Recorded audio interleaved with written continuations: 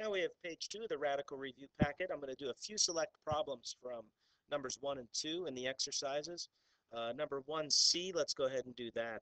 They want you to add the square root of 3 and the square root of 27 and the square root of 12. Now normally you would look at something like this and say that you can't do it because you don't have the same number under the radical. That number there is called the argument of the radical.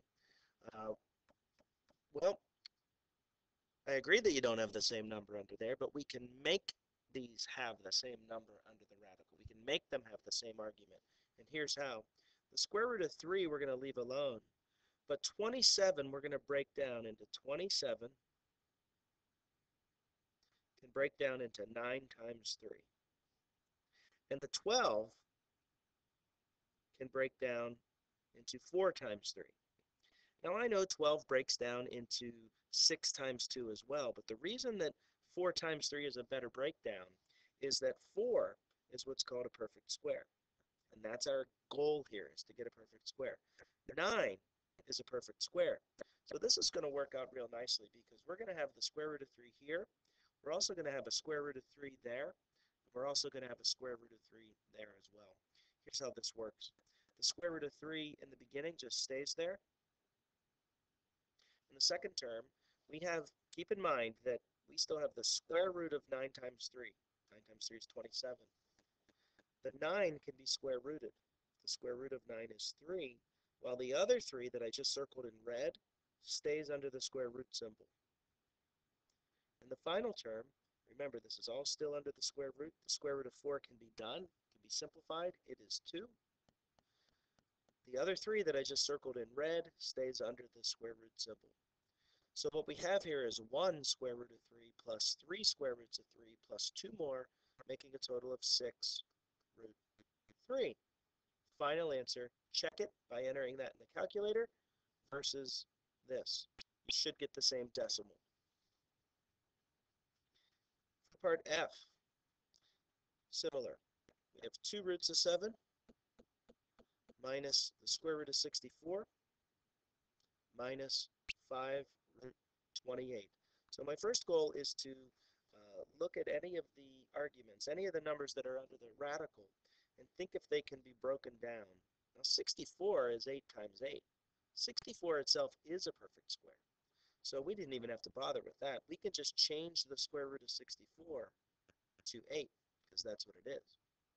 The 28 you can break down into 4 times 7.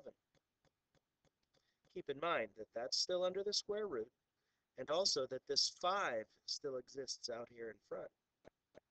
So what's going to happen there is the 5 will be waiting for whatever the square root of 4 is, and that's 2. So a 2 comes out to join the 5, and we're going to end up multiplying them together. The 7, on the other hand, is stuck underneath the radical. So what we have here, working from left to right, is 2 root 7 minus 8 minus 5 times 2 is 10 root 7. So I have 2 roots of 7 minus 10 roots of 7. So that's 2 minus 10 is negative 8 root 7 minus 8. That's my final answer. There's nothing more that I can do because these are not like terms now. The square root of 7 and the 8, we cannot combine them. We're pretty much done there. On to exercise 2. I'm going to do A, D, and G. Square root of 2 times the square root of 6 is going to be the square root of 12. Don't stop there, though, because the 12 can be broken down into 4 times 3. Square root of 4 can come out as a 2, and the square root of 3 is stuck. This is the simplified version of that. D. I have 2 root 3 times 3 root 21. First, let's multiply the coefficients in the front. The whole number's out in the front. 2 times 3 is 6. Underneath, we're going to have 3 times 21, which is 63. Don't stop there. 63 can be broken down into 9 times 7. And the square root of 9 can come out because we know what it is. So what we end up with is 6 times 3 times root 7. Last step, 18 root 7, because that's what 6 times 3 is. Finally, I'm going to clear the page here and do G. G is 3 root 60 over root 12. What we can do here is keep the 3 alone on its island there. And then inside the radical, we can do 60 divided by 12. We get 3 root 5. 60 divided by 12 is 5. And you're done. That's the simplified answer. Let me know if you have any questions on the other problems. I just worked out a select few for you.